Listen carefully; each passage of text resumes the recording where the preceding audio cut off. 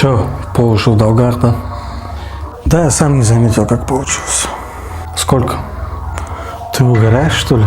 Ты же знаешь, начиналось с 50, сейчас 600. Все-таки кора киргизимizde. А что делать? Меняй работу или найди вторую. Да я пытался, уже все продал. iPhone, ноутбук, который ты брал рассрочку. Эй, ты поддерживаешь меня или гасишь? Сори, я предупреждал.